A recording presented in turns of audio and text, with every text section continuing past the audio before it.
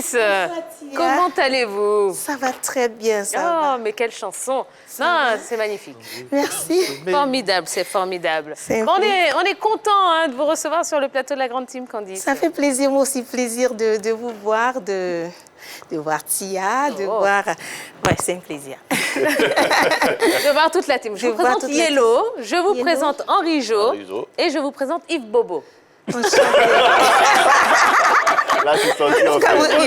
Yves Bobo, Yellow, Henri Jo, Tia, enchantée. Voilà. Bon, ben voilà. Voilà. Alors, Candice, vous savez qu'on parle sport dans cette émission. Oui, c'est ce qu'on m'a dit. On vous a bien briefé, on vous a bien expliqué le concept.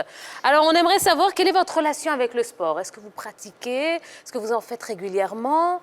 Dites-nous tout.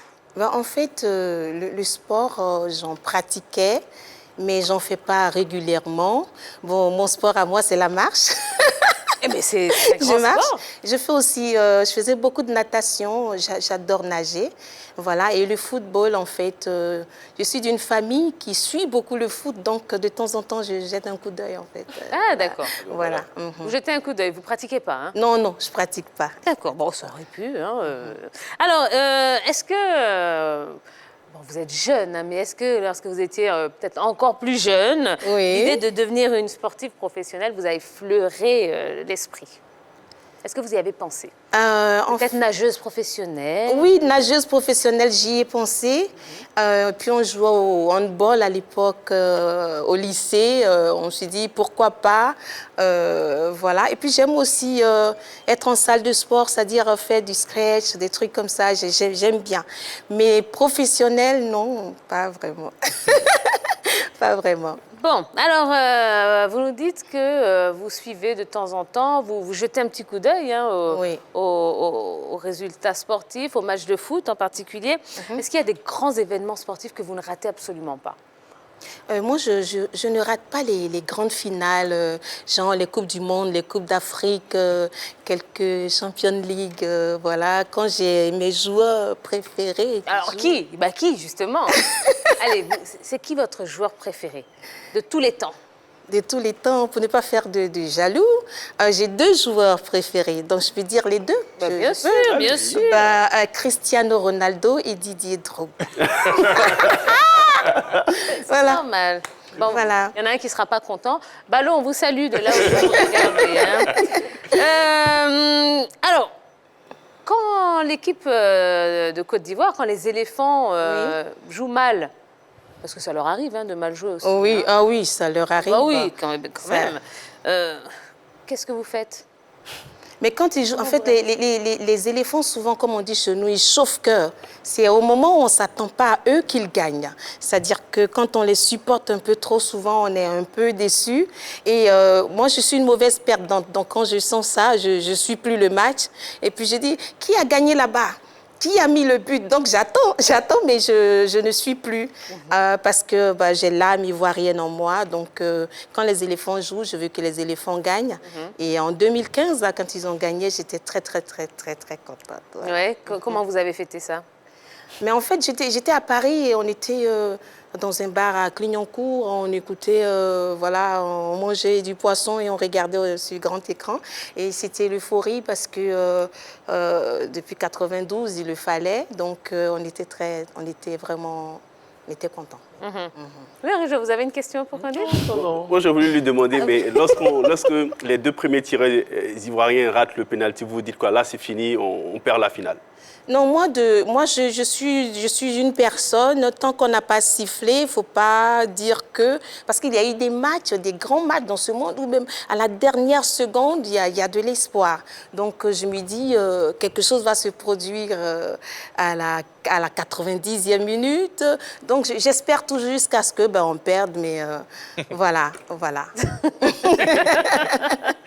Bon, allez, mesdames et messieurs, nous avons le plaisir de recevoir ce soir sur le plateau de la Grande Team la talentueuse Candice.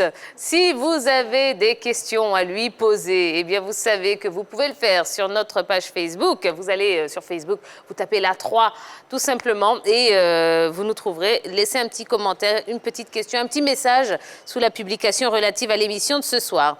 Alors Candice, on va parler quand même de l'actualité sportive. D'accord. Vous allez vous prononcer, vous allez nous dire ce que vous en pensez. Eh bien, on y va tout de suite avec l'actu de ce soir.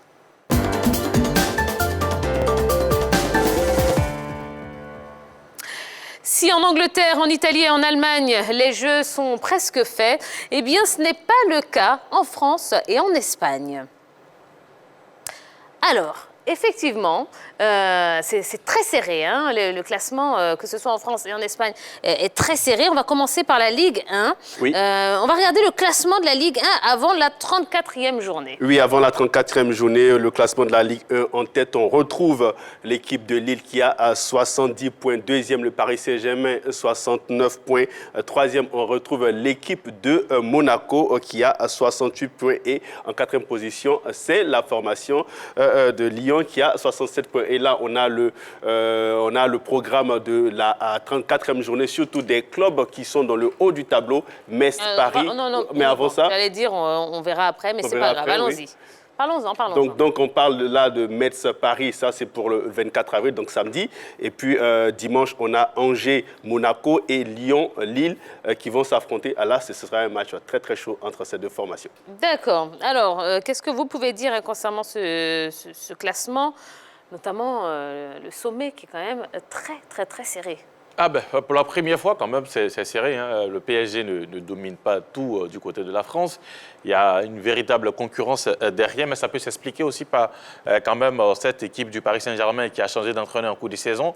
Il y a eu la Ligue des Champions où ils ont joué la finale, malheureusement perdu face à l'équipe du Bayern de Munich. Derrière, l'équipe ne s'est pas reposée suffisamment et ils ont enchaîné avec la Ligue 1 française. Donc au début de la saison, il y a eu énormément de blessures dans cette équipe du Paris Saint-Germain.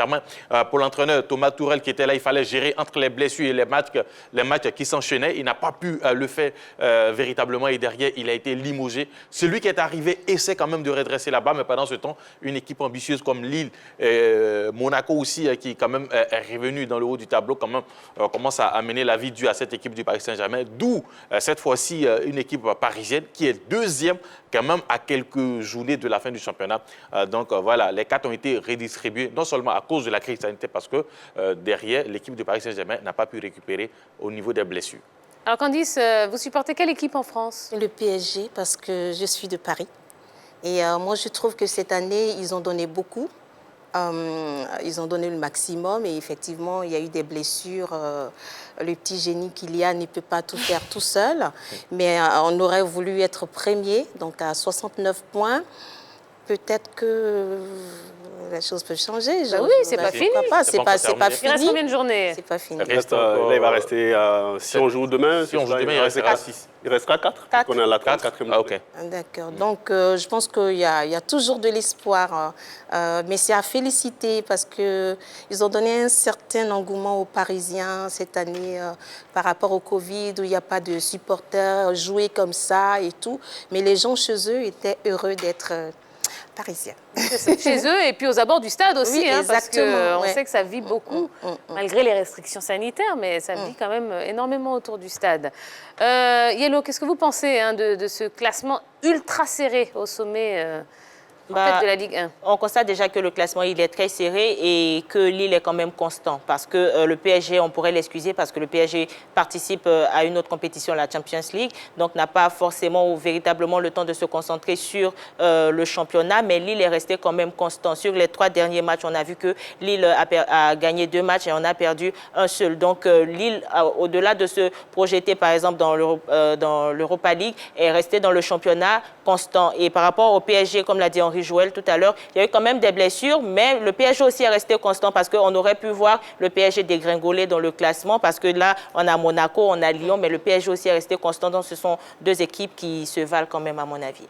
Et puis, il faut dire aussi que quand même, l'entraîneur monégasque, il fait du bon travail, Niko Kovac. Oui. Depuis son arrivée, quand même, l'équipe de Monaco n'était pas vraiment rayonnante. Mais pour la fin de saison, là, cette équipe s'est véritablement retrouvée. Il n'y a pas de grands noms, hein, en dehors de peut-être Fabregas, qui a été formé au Football Club de Barcelone, qui est passé à Arsenal. Et Chelsea, en dehors de ce joueur-là, les autres ne sont pas suffisamment connus, même s'il y a Ben Yedder qui fait quand même un bon travail. Mais c'est une équipe homogène qu'il a pu construire depuis son arrivée. Et aujourd'hui, on voit les résultats. L'équipe de Monaco, quand même, arrive à rivaliser et même est en lice pour le titre aussi. Donc, quand même, il faut saluer le travail qu'a effectué l'entraîneur de Monaco. Quand vous dites que l'équipe de Monaco n'a pas de joueurs de grand nom, attention, vous citez Ben Yedder, c'est un fabuleux joueur. Kevin Volland, l'Allemand, qui évoluait du coup.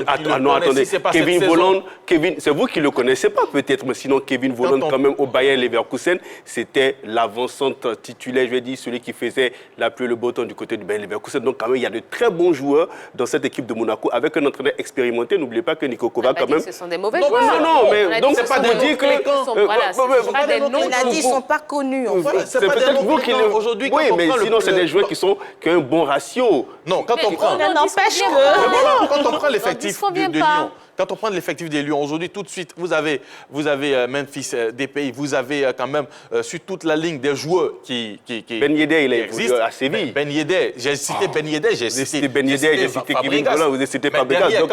Quand vous enlevez les trois noms, quand même, dans cette équipe. Vous n'allez pas me dire que c'est du même niveau que Neymar, mais vous allez me dire que Serge Fabregas n'est pas du même niveau quand même. Serge Fabregas, il a joué au Barça, il a joué à Chelsea. On ne parle pas du précédent, on parle de l'actualité. Ce n'est plus Fabregas d'Arsenal. C'est vous qui pensez que ce n'est plus le Fabregas du Barça? Candice, allez-y, vous voulez parler. En fait, c'est qu'il dit, on parle de l'actualité et on parle des joueurs qui sont connus. C'est-à-dire, tu arrêtes quelqu'un dans la rue, il ne connaît pas forcément. Kevin Volland, on ne le connaît pas. Voilà, c'est ce qu'il veut dire. Par contre, ils ont des performances, donc au fur et à mesure, on saura en fait. Et on ne remet absolument pas leur talent en question, ni leur parcours, ni leur palmarès, ni tout ce que vous voulez. On dit juste que le nom parle moins que beaucoup d'autres en Ligue 1. C'est tout. Bon, merci, passons. Tia. De rien. Oh là là. Ne me provoquez pas ce soir, c'est vendredi, je veux passer un bon week-end. Ça commence bien. Attention. Ça commence bien ce soir. Bon, à votre avis, est-ce que Lille va conserver la tête de la Ligue 1 jusqu'à la fin du championnat? Utilisez les petites ardoises devant vous. On voit donc que Lille, à 70 points, est en tête. Suivi du PSG, 69 points, Monaco, 68 points. Et Lyon, Lyon 4e. Lyon 4e. Non, pas avec 37 points, avec 57 points, certainement. Il y a une petite erreur. Voilà, c'est pas grave. C'est 67 points. Voilà. Lyon a 67 points. Alors, Lille va-t-il conserver la tête de la Ligue 1 jusqu'à la fin du championnat? Allez, on lève les petites ardoises. Alors, j'ai 2 oui, j'ai 2 non. Allez, Candice. Et je ne veux pas que ce soit la supporter parisienne qui parle. Oui. On parle en toute objectivité. Oui, exactement. En toute objectivité, je me dis, Paris a ses chances. Paris peut surprendre parce qu'ils ont démarré avec un certain engouement et ils ne vont pas forcément relâcher, même si aujourd'hui Lille est à un point de plus. Et Lille a réussi quand même à s'imposer. Moi, je pense que le PSG peut rattraper. Voilà. D'accord. Vous avez dit non. Ah oui, j'ai dit non parce que déjà, j'ai essayé de noter un peu les adversaires des différentes équipes engagées pour le titre. Et quand on regarde quand même, le PSG a un calendrier, je dirais, un peu facile par rapport aux autres. Quand vous prenez les derniers matchs du Paris Saint-Germain, ça sera Metz, ça sera Lens, ça sera Rennes, ça sera Reims et ça sera Brest pour la dernière journée. Donc quand même, pour cette équipe de Paris quand même qui a retrouvé de la forme avec le retour de Neymar, avec Kylian Mbappé qui fait une exceptionnelle saison, je me dis que jusqu'à la fin de la saison, cette équipe de Paris pourra rester constante. Par contre, quand on prend un peu le calendrier de Lille, pour cette journée, Lille va rencontrer Lyon. Ensuite, ça sera Nice. Ensuite, l'équipe de Lens qui fait une bonne saison, qui est 5e, qui est en train de se battre pour la Ligue Europa. Vous aurez Saint-Etienne et vous aurez Angers aussi qui fait une bonne saison. Donc, ça sera un peu compliqué pour cette équipe de Lille. Même Lyon, derrière, Lyon jouera Lille, Monaco, Lorient, Nîmes et Monaco, Angers, Lyon, Reims, Rennes, Lens. Donc, parmi ces équipes engagées pour le titre, je constate que c'est l'équipe de Paris Saint-Germain qui a un calendrier assez abordable par rapport aux autres. Plus favorable, effectivement. Ouais. Moi, j'estime que Lille pourra demeurer champion parce que le Paris Saint-Germain est engagé en Ligue des Champions, en Ligue européenne, et le Paris Saint-Germain veut remporter ce trophée-là. Donc, le Paris Saint-Germain va jeter toutes les forces dans la bataille pour aller remporter cette Ligue des Champions parce que quand même, cette année, elle semble bien outillée et surtout avec beaucoup plus d'expérience dans cette compétition. Donc, elle pourrait lâcher des points, surtout lorsqu'on va atteindre les demi-finales et surtout les matchs aller-retour, elle pourrait lâcher des points en championnat. Remarquez bien, cette saison, le Paris Saint-Germain a eu beaucoup de difficultés face aux équipes qui sont du milieu de tableau. Donc je crois qu'avec le calendrier que vous venez d'évoquer du Paris Saint-Germain, le Paris Saint-Germain pourrait faire tourner son effectif lors de ces matchs face à ces équipes-là. Et donc, en ce moment précis, la formation parisienne pourrait, pourquoi pas, faire des matchs ou bien perdre des matchs. D'accord, donc ça c'est pour la Ligue 1 française. On va parler un petit peu de la Liga, pardon.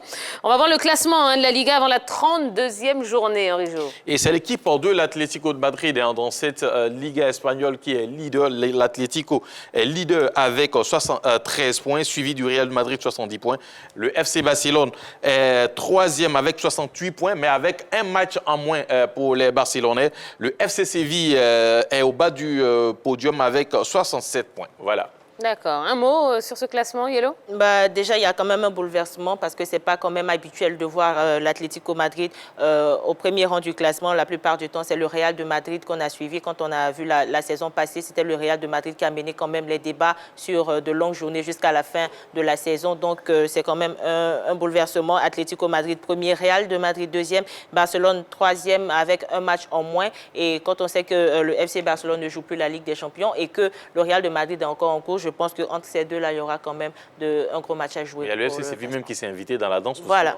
Le FC Séville qui est quatrième avec 67 points, c'est-à-dire à 6 points de l'équipe de l'Atlético de Madrid, mais quand même qui peut-être peut garder ses chances aussi. C'est ça. Tout se joue dans un mouchoir de poche. Hein. Oui, il faut savoir que ce n'est pas pour la première fois qu'en Liga, c'est très serré comme ça dans le championnat. Rappelez-vous, lors de la saison 2016-2017, le Real Madrid avait gagné le championnat avec 93 points, suivi du Barça 90 points. Lors de la saison 2013-2014, l'Atlético Madrid terminait champion avec 90 points derrière le Real et le Barça avec 87 points. Donc ça montre tout de suite que c'était vraiment serré. Et c'est ce qu'on constate encore cette saison. Et donc, du coup, il faut comprendre qu'il y a quand même un moment, il y a un petit nivellement, soit c'est le Barça, soit c'est l'Atlético, ou bien le Real Madrid. Je crois qu'on va continuer sur cette lancée-là jusqu'à la fin de la saison. Ce sera très, très chaud entre ces différentes formations. D'accord. Alors, à votre avis, qui sera champion au terme de la saison du côté de l'Espagne? Candice? Non, allez-y, répondez comme ça. Le Real Madrid. Le Real? D'accord. C'est votre équipe Parce en Espagne? que oui, j'aime bien le Real Madrid. D'accord. Bon, ça va, là. Vous devez être contente, alors, cette saison, parce qu'ils sont encore en Ligue des Champions. Oui. En championnat, ça va, ils sont bien classés. Ça va, Ils sont très bien classés. Je pense qu'ils vont continuer dans cette même trame, je pense. D'accord. Donc, le Real Madrid pour vous. Yellow? J'en ai qu'à. Bon, on va essayer de Vous mélanger. réfléchissez encore un peu, d'accord. L'Atlético de Madrid, Oui. parce que j'ai essayé de faire la même comparaison qu'en Ligue 1. Vous avez le Real qui va jouer Villarreal, le FC Séville. Vous avez Barcelone qui va jouer Valence et l'équipe de l'Atlético de Madrid. L'Atlético aura, pour les matchs restants, aura comme gros adversaire l'équipe de Barcelone. Donc après Barcelone, l'Atlético jouera Elche, la Real Sociedad, Osasuna et Valladolid. Donc un calendrier assez abordable pour cette équipe de l'Atlético par rapport aux autres. Pour moi, c'est la formation à Florentino Pérez qui pourrait terminer championne. Oui, parce que l'équipe du Real Madrid de Zinedine Zidane, pour cette seconde phase du championnat, a eu un regain de jeunesse. On retrouve le trio Modric, Toni Kroos et puis Casemiro très en forme. Et là, l'équipe tourne au super. Malgré les défections des défenseurs que sont Ramos, parfois Varane, l'équipe quand même reste solide. Et on sent vraiment de la ténacité dans le football que propose le Real Madrid depuis un certain temps. Et je pense que jusqu'à la fin de la saison, c'est une formation du Real Madrid qui va se battre jusqu'au bout pour aller décrocher ce titre-là, comme ce fut le cas lors de la saison 2016-2017 où ils étaient champions finalement. Donc je les vois en train de remporter. Et nous, on sent la passion que vous mettez dedans, Ah ben, monsieur. non, c'est juste... Il explique La vraiment. 35e journée sera très déterminante au niveau de la Liga parce que lors de cette 35e journée, vous aurez deux gros chocs. Atlético de Madrid, Barça et le Real face au FC Séville. À partir de ce moment-là, on pourra mieux s'y situer par rapport à l'équipe qui pourra peut-être être championne à la fin de la saison.